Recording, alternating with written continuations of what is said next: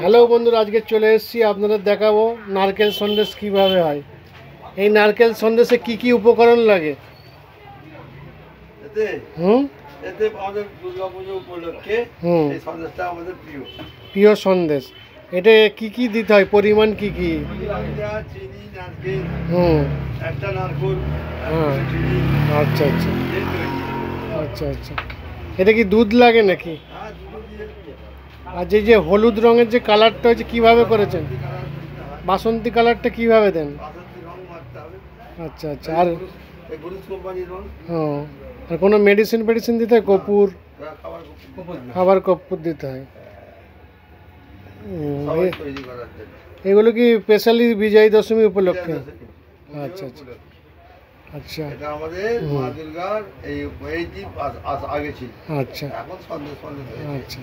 আপনাদের কোনো শাখা আছে নাকি এই মিষ্টির দোকানের কোথাও আছে নাকি?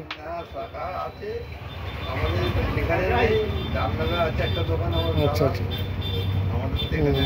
আপনি এই মিষ্টি জগতের ব্যবসায়ীতে কতদিন আছেন? মিষ্টির জগতে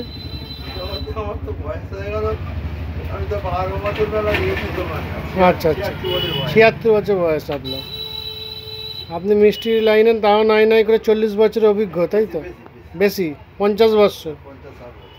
তা আপনারা দেখতেই পাচ্ছেন 50 বছরের অভিজ্ঞতা সম্পন্ন মিষ্টির দোকানে আমরা এসেছি। আপনাদের দোকানটার নাম, ঠিকানাটা একটু বলে দিন দর্শকবৃন্দদের।